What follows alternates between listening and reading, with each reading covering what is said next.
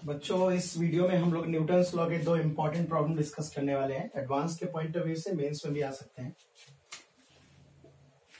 तो Newton's law for a multi body system है ना, एक सिंपल कॉन्सेप्ट होता है। Newton's law for a multi body system कई तरह से अप्लाई करते हैं, लेकिन जो जनरल इक्वेशन होती है, अगर मल्टी बॉडी सिस्टम है, मल्टी पार्टिकल सिस्टम है, तो नेट एक्सटर्नल फोर्स लिखा जा सकता है body m1 a1 plus m2 a2 plus m3 a3।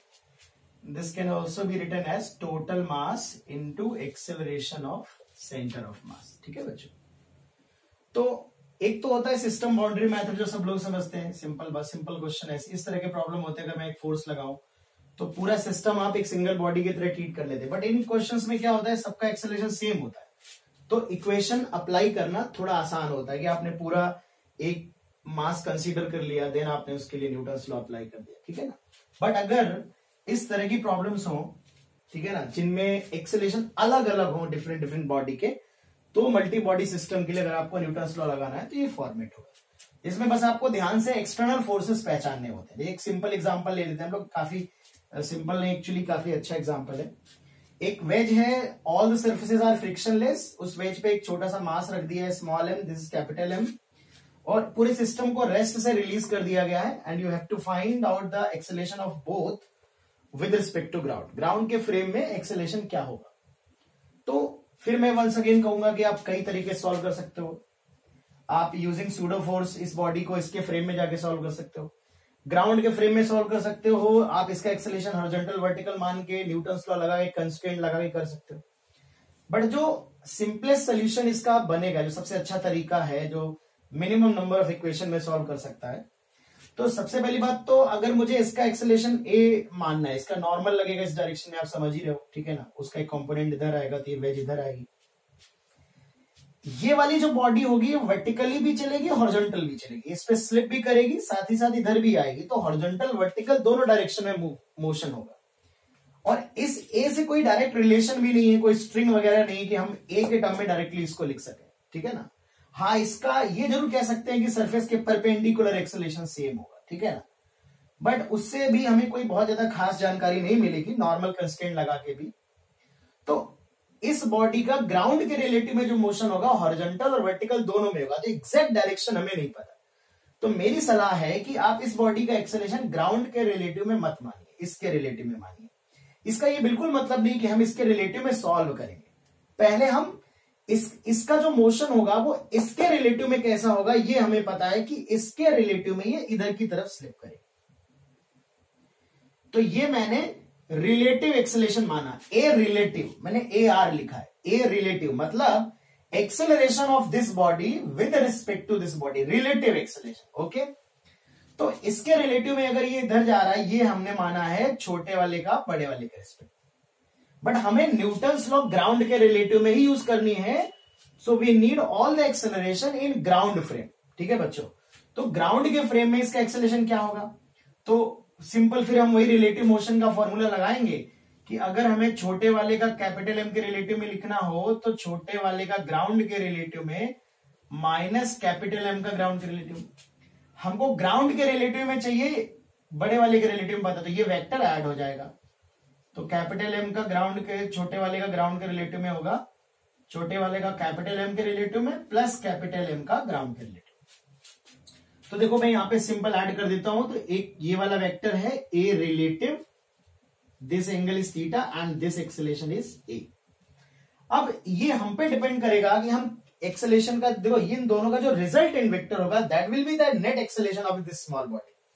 अब अगर हमें न्यूटन्स लॉ हॉरिजॉन्टल डायरेक्शन में लिखना है, तो हम एक्सेलरेशंस के कंपोनेंट हॉरिजॉन्टल वर्टिकल में रिजॉल्व करेंगे, है ना, दो इंडिपेंडेंट डायरेक्शन में परपेंडिकुलर। और अगर प्लेन के अलॉन्ग लिख रहे हैं तो जरूरत पड़ने पे हम कंपोनेंट करेंगे कि हमें इसके कंपोनेंट करने हैं या इसके कंपोनेंट करने हैं, ठीक है ना। तो सबसे पहले बच्चों हम एक पूरे सिस्टम के लिए न्यूटन्स लॉ लिख रहे हैं, ठीक है, Newton's law of motion for full system in horizontal direction, ठीक है, हॉरिजॉन्टल डायरेक्शन में बच्चों लिख रहे हैं। तो अगर पूरे सिस्टम को देखो तो हॉरिजॉन्टल डायरेक्शन में कोई एक्सटर्नल फोर्स नजर नहीं आएगा, इनके बीच का नॉर्मल इंटरनल है और all other forces are vertical forces, ठीक है। तो एफ एक्सटर्नल 0 हो गया, मैं ये इक्वेशन लगा रहा हूं एक्स डायरेक्शन में पूरे सिस्टम के लिए। m1 a1 plus m2 a2, किसी भी अगर कोई फोर्स नहीं है तो मैं यही डायरेक्शन पॉजिटिव मान लेता हूं। तो M1A1, तो कैपिटल M जो है इसका एक्सेलरेशन माइनस ए है, ठीक है, इस डायरेक्शन में है, और छोटे वाले का एक्सेलरेशन जो होगा वो हॉरिजॉन्टल में अगर कंपोनेंट करोगे तो a relative cos theta, this is a relative sine theta. तो हॉरिजॉन्टल डायरेक्शन में अगर इधर लोगे तो a minus a are cos theta आएगा, बट निगेटिव होगा, उधर लोगे तो पॉजिटिव होगा, क्योंकि मैंने ये डायरेक्शन पॉजिटिव मान ली, क्योंकि कोई फोर्स तो है नहीं, तो किस डायरेक्शन को पॉजिटिव मान लेना है ये अपने आप से इंडिपेंडेंट सेलेक्ट कर सकते हो। तो it is a are cos theta minus a, this is first equation, Newton's law for the whole system along x axis. Second बच्चों, इसके लिए हमने ये प्रॉब्लम अलग है, इसको बाद में डिस्कस करेंगे। तो सेकेंड प्रॉब्लम, सेकेंड इक्वेशन क्या बनाएंगे सिर्फ इस बॉडी के लिए। अब बहुत सारे बच्चे इस बॉडी के लिए कंफ्यूज होते रहते हैं, इसके रिलेटिव में जाइए, सूडो फोर्स लगाइए, वो भी एक तरीका कर सकते हो, बट यार जब रियल फोर्स से काम चल रहा है तो सूडो की जरूरत नहीं है, मजबूरी में सूडो लगाएंगे जब सूडो से आसान हो रहा हो। सूडो फोर्स लगाने से बहुत आसान नहीं होने वाला ये सवाल, ठीक है। तो अगर मैं इस बॉडी को ग्राउंड के फ्रेम में ही सॉल्व करूं, बट अगर तुम देखो एक नॉर्मल रिएक्शन भी लगेगा, अगर तुम प्लेन के परपेंडिकुलर जाओगे तो नॉर्मल आएगा, वर्टिकल जाओगे तो भी नॉर्मल का एक कंपोनेंट आएगा, हॉरिजॉन्टल में लगाओगे तो भी नॉर्मल का एक कंपोनेंट आएगा। सबसे सही तरीका है प्लेन के अलोंग अप्लाई करो, सिर्फ इस बॉडी को सिस्टम लो, प्लेन के अलोंग अप्लाई करो, कोई दूसरा फोर्स नहीं आएगा, mg cos थीटा इधर होगा, नॉर्मल इधर होगा। तो इस डायरेक्शन में अलोंग द प्लेन अगर हम देखें, अलोंग द प्लेन छोटी वाली बॉडी के लिए, तो क्या इक्वेशन आएगी बच्चों, mg sin थीटा, इकलौता फोर्स लग रहा है पर प्लेन के अलोंग एक्सेलरेशन। अब बहुत सारे बच्चे AR लिख देते हैं, गलत हो जाएगा, क्योंकि ये वेज के रिलेटिव में, ग्राउंड के रिलेटिव में लिखना होगा, ठीक है ना। तो ग्राउंड के रिलेटिव में फिर से देखो, अब अगर मैं सेम वेक्टर के कंपोनेंट हॉरिजॉन्टल वर्टिकल ना करता, मुझे अगर प्लेन के अलोंग और प्लेन के परपेंडिकुलर न्यूटन्स लॉ लिखना है, तो मैं कंपोनेंट प्लेन के अलोंग प्लेन के परपेंडिकुलर करूंगा। ये तो ऑलरेडी प्लेन के अलोंग है, तो इसके कंपोनेंट करूंगा, a cos theta a sine theta. तो इस डायरेक्शन में जो डाउनवर्ड एक्सेलरेशन होगा, it is m a r minus a cos theta. बच्चों आप देख सकते हो कि हमारे पास दो वेरिएबल हैं, दो इक्वेशन है, ठीक है, एक ये वेरिएबल है, एक ये वेरिएबल है, दो वेरिएबल है बच्चों, दो इक्वेशन है, ए और ए आर दो वेरिएबल है। आई होप डेटा अगर आपको दिया होगा तो आप ये दोनों इक्वेशन सॉल्व करके ए और ए आर की वैल्यू निकाल सकते हो। फिर अगर बच्चों हमसे ये पूछा जाए कि एक्सेलरेशन क्या है छोटी वाली बॉडी का, तो फिर आप ए आर और ए का रिजल्टेंट ले सकते हो। तो ये ए आर कॉस थीटा, ये ए आर साइन थीटा। तो जो छोटी वाली बॉडी का बच्चों एक्सेलरेशन आएगा, that will be resultant of these two vectors. तो a are cos theta minus a का whole square plus a r sine theta का whole square, this will be answer. This is the resultant acceleration of smaller block relative to the ground, ठीक है बच्चों। ठीक है, अच्छा problem है। यहां पर हम जो फर्स्ट इक्वेशन है वो थोड़ी सी इंपॉर्टेंट, देखिए अब दो इक्वेशन में हमने प्रॉब्लम सॉल्व किया। अगर आप चाहो तो अदर मेथड से सॉल्व कर सकते हो, बट आप देखोगे मुझे तो लगता है कि दो इक्वेशन से ज्यादा बनानी पड़ेगी, चाहे आप स्यूडो फोर्स का यूज करो या आप नॉर्मल कंस्ट्रेंट यूज करो या आप कोई दूसरा मेथड यूज करो, ठीक है बच्चों। एक प्रॉब्लम और यार है, अच्छी प्रॉब्लम है, इसको भी हम लोग देखेंगे। तो दो बातें इंपॉर्टेंट, बहुत जो अच्छे क्वेश्चन बनते हैं न्यूटन्स लॉ में, हमने देखा है बच्चे सभी सॉल्व कर लेते हैं, लेकिन नंबर ऑफ इक्वेशंस ज्यादा हो जाती है। तो मेरा ये मानना है कि न्यूटन्स लॉ में आपको दो तीन बातें बहुत ध्यान में रखनी। एक तो आपको ये समझना how to consider the system, system कितना मानना है, सिस्टम किसको मानना है, ठीक है ना, किस डायरेक्शन में न्यूटन्स लॉ अप्लाई करना है। जैसे सबसे पहले इस मोशन को देखा जाए, अगर हमसे कहा जाए ये एक बड़ा सा मास है, इसके साथ ये पुली रिजिडली अटैच है, दिस इज योर क्लैंप, और ये एक इंक्लाइन प्लेन पे ऐसे नीचे आ रहा है, ठीक है, इसको छोड़ दिया गया तो छोटा वाला मास इनके बीच में एग्जैक्टली फंसा हुआ है, there is no friction at any surface. तो हमें बताना है इन दोनों का एक्सेलरेशन क्या होगा। अब आपको सिंपल पता है कि ये बॉडी नहीं, ये बॉडी बेटा नीचे आएगी, ठीक है। तो मान लेते हैं suppose acceleration of this body is string भी है, बॉडी बीच में भी है, तो कहीं ना कहीं इस बॉडी का एक्सेलरेशन सबसे पहले, सबसे जो अच्छा पॉइंट है इस प्रॉब्लम में कि सबसे जो बारीक बात है वो ये है कि छोटे वाले का एक्सेलरेशन आपको एक से क्या रिलेट कर पा रहे हो, उसको पहले ये देखना पड़ेगा, ठीक है। तो आइए देख लेते हैं मोशन कैसे हो रहा है, सीधा दिखाई पड़ जाएगा, समझ में आ जाएगा। तुम ये देखो, ये पुली इसके साथ रिजिडली अटैच है, ये बॉडी अगर x इधर आएगी, ठीक है, तो ये जो लेंथ होगी वो x इंक्रीज कर जाएगी, x इंक्रीज कर जाएगी, तो ये लेंथ होगी ये x डिक्रीज करेगी। यानी इस बॉडी का ऊपर की तरफ जो इस डायरेक्शन में एक्सेलेरेशन होगा, जितना ये इधर मूव करेगी उतना ही ये बॉडी ऊपर मूव करेगी, क्योंकि लेंथ जितना ये बढ़ेगा उतना ये घटेगा। तो मैं कह सकता हूं इस बॉडी का एक इस डायरेक्शन में एक्सेलेरेशन a होगा। सिमिलरली एक और इंपॉर्टेंट बात है, ये दोनों वॉल के बीच में फंसा है, बॉडी जितना इधर आएगी ये बॉडी भी साथ साथ आएगी, क्योंकि इस वॉल के भी कांटेक्ट में, इसके भी, ये पुश करेगी इधर की तरफ, तो ये बॉडी इसके साथ नीचे तो आएगी ही आएगी, साथ ही साथ ऊपर भी जाएगी।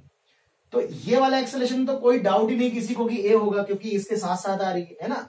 ये वाला बस समझना है, फिर समझ लो, ये बॉडी सपोज एक्स इधर आएगी, तो ये पुली तुम्हारी एक्स इधर आएगी, तो ये लेंथ तुम्हारी एक्स बढ़ जाएगी। ये जो लेंथ है टोटल लेंथ तो कांस्टेंट होगी, तो जितनी ये लेंथ बढ़ेगी उतनी ही ये वाली लेंथ उतनी ही कम हो जाएगी। इसका मतलब ये बॉडी ऊपर जाएगी, घटेगी लेंथ तभी ना जब ये बॉडी पुली की डायरेक्शन में मूव करे। तो रिजल्टेंट एक्सेलेरेशन जो होगा वो a√2 होगा छोटी वाली बॉडी का। अब सिर्फ a वेरिएबल अभी है हमारे पास, ठीक है। अब हमसे a निकाल लेंगे तो सारे एक्सेलेरेशन आ जाएंगे। अब ये इंपॉर्टेंट है कि न्यूटन्स लॉ कैसे लगाया जाए। बहुत सारे लोग बहुत सारे तरीके से कर सकते हैं, बट जो सिंपलेस्ट तरीका है वो देखो क्या। अगर मैं पूरे को सिस्टम मानूं तो ये, अगर मैं इस पूरे को सिस्टम मान रहा हूं तो ये एक टेंशन जो लग रहा है, जो स्ट्रिंग अप्लाई कर रही होगी इस पुली पे, that is external force along with the plane. और एक इसका और एक इसका, दोनों का mg sin थीटा लगेगा। मैं पूरे सिस्टम के लिए एक न्यूटन्स लॉ लिखने वाला हूं प्लेन के अलावा। तो तुम देखो इस डायरेक्शन में अगर मोशन हो रहा है तो mg sin theta plus capital mg sin theta minus T, इनके अलावा यहां जो नॉर्मल होंगे सारे इंटरनल होंगे, mg cos थीटा प्लेन के परपेंडिकुलर होंगे, प्लेन से जो normal it is also perpendicular to the plane. तो कोई एक्सटर्नल फोर्स नहीं है, तो F external in this direction, ठीक है, यही मेरे लिए पॉजिटिव हो गई। अब इक्वल टू m1a1, तो छोटी वाली बॉडी भी ये वाला एक्सेलेरेशन a है, बड़ी वाली बॉडी का भी एक्सेलेरेशन a। तो एक न्यूटन्स लॉ तो बच्चों ये हो जाएगा for the whole system along with the plane. दूसरा न्यूटन्स लॉ एक सिस्टम के लिए लिख लिया, ठीक है। टेंशन वेरिएबल है, ए वेरिएबल है, दो वेरिएबल आ चुके हैं, कोशिश करो दो ही इक्वेशन में काम चल जाए, तीसरा वेरिएबल ना आने पाए। तो इस बॉडी के लिए अगर देखोगे तो आपको ये वाला नॉर्मल रिएक्शन, ये वाले नॉर्मल रिएक्शन देखने पड़ेंगे, ठीक है। कोई एक नॉर्मल रिएक्शन होगा, डिपेंड करेगा कौन सा ए की क्या वैल्यू, उस पर डिपेंड करेगा इन दोनों नॉर्मल में। तो अभी मैं इन दोनों नॉर्मल की बात ही नहीं कर रहा हूं, नॉर्मल मेरे को चाहिए नहीं इक्वेशन में। तो मैं ये देख रहा हूं अगर मैं सिर्फ इस बॉडी को न्यूटन्स लॉ लगाऊं तो ये टेंशन लग रहा होगा, ठीक है। इस डायरेक्शन में ये mg cos थीटा लग रहा होगा, इस डायरेक्शन में एक्सेलेरेशन a और इधर भी a, ठीक है। This is a, this is a। ये जो फोर्सेस लग रहे हैं इनमें से कोई एक जीरो होगा, mg sin थीटा भी लग रहा होगा, कौन सा नॉर्मल, वो एनालिसिस में नहीं करने वाला, ठीक है। तो इस डायरेक्शन में अगर मैं न्यूटन्स लॉ लिख दूं प्लेन के परपेंडिकुलर, तो क्या होगी t minus mg cos theta, ठीक है ना। यहां पे कोई नॉर्मल नहीं है, तो ये टेंशन लगेगा, ये mg cos थीटा लगेगा, और इस डायरेक्शन में जो एक्सेलेरेशन होगा इट इज ऑल्सो। तुम सिंपल ऐड कर दो यार, t से t कैंसिल आउट हो जाएगा, एक लाइन में a आ जाएगा। तो ये काफी अच्छा क्वेश्चन है, एडवांस में भी आ सकता है तुम्हारा, अच्छा प्रॉब्लम है। बट इस अच्छे प्रॉब्लम को जो सिंपलेस्ट मेथड है वो कैसे, तो हमेशा याद रखो जितना भी न्यूटन्स लॉ में कॉम्प्लिकेटेड प्रॉब्लम बनते हैं, अक्सर मैंने देखा है 2 बॉडी 3 बॉडी पे न्यूटन्स लॉ के क्वेश्चन आते हैं। तो कई बार हम एक बॉडी, अलग अलग बॉडी, बच्चे क्या करते हैं सब बॉडी को अलग अलग कर डालते हैं, बीडी बना डालते हैं, न्यूटन्स लॉ लिख डालते हैं, नंबर ऑफ वेरिएबल्स बहुत बढ़ जाते हैं। तो आपको बस ऐसे कुछ क्वेश्चंस में इसी तरह की प्रैक्टिस करनी, बहुत सारे बुक्स में क्वेश्चन मिल जाएंगे, तो उनमें बस ये दिमाग लगाना है कि क्या आप नंबर ऑफ वेरिएबल मिनिमाइज कर सकते हो। उसका एक ही तरीका है कि जितने ज्यादा फोर्स हो सके उन्हें इंटरनल बना लो, ठीक है। इंटरनल हो जाएंगे तो नेट जीरो हो जाएंगे, वो न्यूटन्स लॉ में कभी नहीं आएंगे। इंटरनल बनाने के लिए आपको मल्टी बॉडी को हमेशा सिस्टम मानना पड़ेगा, 2 या 2 से ज्यादा बॉडी को। जरूरी नहीं कि हर सवाल में आप करो, बट मैक्सिमम अच्छे क्वेश्चंस में आप सिस्टम किस तरह से सिलेक्ट करना है, this is very important I think, ठीक है बच्चों। This very good question.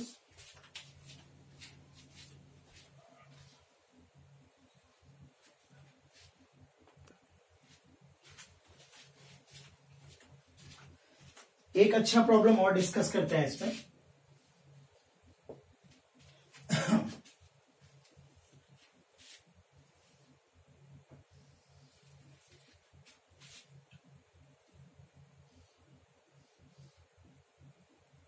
Suppose this मास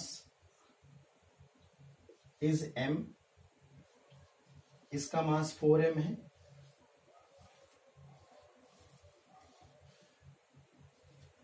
इसका मास 2m है, दिस एंगल इज